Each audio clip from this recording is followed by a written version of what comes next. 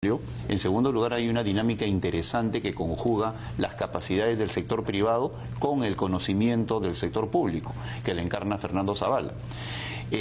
Introducir elementos como metas que permitan medir el avance hacia los objetivos y tener indicadores de gestión en el Estado es algo que ha adolecido, por ejemplo, el gobierno de Ollanta Humala. Cuando le pedíamos al presidente Humala algún tipo de indicador que le diera consistencia a lo que él anunciaba, pues decía que lo iba a averiguar. En este caso va a haber indicadores de gestión para todos los ministros, lo ha dicho el Premier, van a haber metas que se van a comunicar a la opinión pública que van a significar que estamos avanzando o estamos desviando, no sé qué sé yo, pero que van a permitir indicar si estamos o no en el camino correcto para conseguir los objetivos. Y por otro lado, existe la dinámica propia de un conocimiento del sector público que con las capacidades del sector privado, como iniciativa, innovación, aporte de la tecnología, capacidad de gestión, creo que van a marcar la diferencia. Es importante, digamos, mantener un nivel apropiado, un nivel relativamente alto de aprobación, de popularidad, porque eso a su vez permite avanzar en las reformas que hay que hacer, algunas de las cuales no necesariamente son populares, pero claro, si digamos, aquí hay el problema adicional de que se requiere concertar con Fuerza Popular para las reformas también, porque ellos tienen la mayoría en el Congreso. Entonces, ¿tú crees que se van a poder hacer reformas de fondo en este periodo, considerando estos dos elementos, popularidad y fuerza popular? Yo creo que sí, porque hay un tercer componente que es el de la legitimidad. La legitimidad de un gobierno es fundamental cuando existe una opinión pública favorable.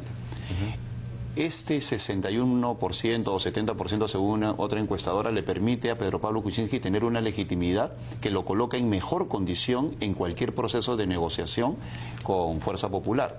Ahora, Fuerza Popular tiene la fuerza de los votos, valga la redundancia, pero la legitimidad no los está acompañando.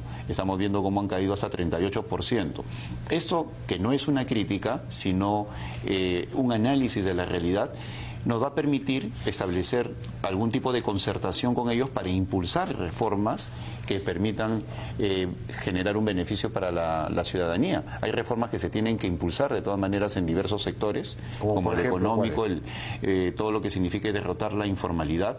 Y dentro de eso tenemos que ver algunos aspectos puntuales como la parte laboral en relación a las MIPES, tenemos que mejorar la parte de competitividad y el Premier ha señalado que la informalidad va a ser una parte de lo que significa lo que entendemos nosotros como competitividad, el ecosistema que necesitan las empresas para desarrollarse, pero también las facilidades que tienen que haber para que puedan desenvolverse adecuadamente.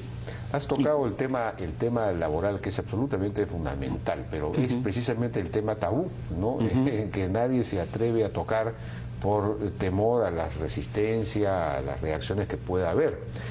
Pero, ¿cómo manejar este tema para que se pueda avanzar verdaderamente en conseguir una legislación mucho más inclusiva, que favorezca más el empleo formal y todo lo demás? ¿Cómo se puede avanzar?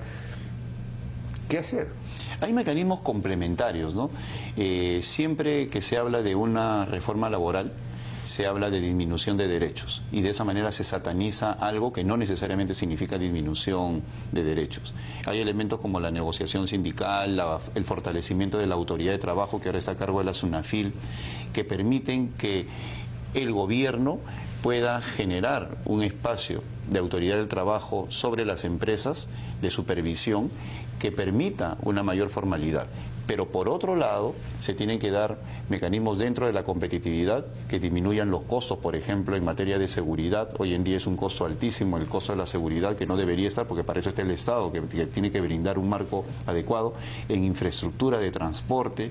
¿Cuánto demora trasladar un insumo de Puente Piedra al centro de Lima, por ejemplo, que encarece la cadena logística o de producción y que significa pues mayores costos que al final afectan al trabajador y a la empresa? Entonces, por eso es que nosotros hablamos de un ecosistema que mejore la competitividad de las empresas y dentro de eso está la parte laboral. El ministro Grados ha dicho que no va a haber disminución de derechos Esa es la premisa, pero se tiene que estudiar un marco adecuado que permita, a partir del estudio de la situación en la micro, pequeña empresa, generar espacios de productividad mucho mejores para esos elementos. De acuerdo. Bueno, el problema es el problema de siempre, la discusión de siempre, ¿no? Esos llamados derechos, muchos de los cuales en realidad son beneficios, pero no son derechos desde el punto de vista doctrinario, solamente están beneficiando un 20% de la población económicamente activa y el resto no tiene ningún derecho. Entonces hay una injusticia, hay una discriminación muy grande, ¿no? Necesitamos plantear un esquema legal que incluya a todos. Ese es Yo creo tema. que una vez ahí se necesita culminado, un nuevo pacto laboral. una vez que culmine esta etapa del voto de confianza, yo creo que este tópico, el de la informalidad, el de la gran reforma laboral que el Perú necesita, tiene que abordarse en un gran proceso de discusión pública, que incluye inclusive a los miembros de las centrales sindicales. Claro que sí. Y por una sencilla razón, en este proceso de discusión pública se verá si las propuestas que se hacen o que se quieren mantener benefician a un 2% de la población económicamente activa o al 100%. Entonces esa discusión tiene que ver esquemas vinculados a mejora de la productividad, condición del trabajador, etcétera, etcétera, de tal forma que ese 80% de informales pues se conviertan en 60, en 40, en 50%, pero tiene que haber una discusión que se insere en la realidad. Si no hay esa discusión pública, va a ser muy difícil que la gente entienda cuál es el drama que estamos viviendo, que desde mi punto de vista es una gran bomba de tiempo para los próximos 25 años. Si seguimos en este esquema, pues la informalidad nos va a ahogar y no va a haber cuenta nacional que lo resista. Y de esa manera todos entendamos que se tiene la necesidad de mejorar nuestra legislación, ¿no? Por aquí hemos insistido mucho en la necesidad de buscar algún escenario, algún espacio que permita un encuentro, un diálogo, pero absolutamente sincero, o sea, hablas de sincerar, entre empresarios, trabajadores y quizás Estado y sociedad civil, no sé, en el que se digan las cosas como son, en que los empresarios digan, bueno, no podemos seguir con estas normas. No, y los trabajadores digan, bueno, nosotros no podemos aguantar las prácticas de ustedes. Y finalmente se llegue a un nuevo pacto laboral. ¿Por qué no es posible eso? En el Consejo Nacional del Trabajo, que es un espacio que rescata Alfonso Graus, el actual ministro, se tiene que rescatar, se tiene que tomar en cuenta desde el Estado a ese sector que no está representado, que son el 80% de informales. Así es. O sea, pensemos en ellos.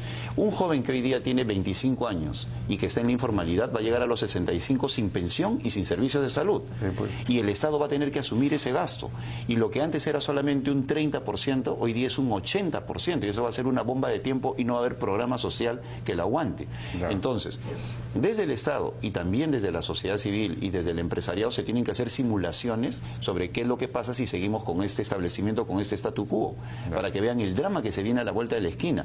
Y sobre esa base de los datos, ¿no?, entender que se tiene que hacer una reforma laboral discutida en el Congreso, discutida en el Ministerio, con participación activa de la opinión pública, para que se enfrente de una vez por todas, porque cada vez que se toca el tema, de inmediato se grita o se sale a satanizar, señalando, se vienen despidos masivos. No es de eso no se trata. Contrario, se trata de incorporar. Esto va a generar más empleos, porque ya no van a haber las rigideces, los temores para contratar. Y empleos con derechos. Y empleos con derechos.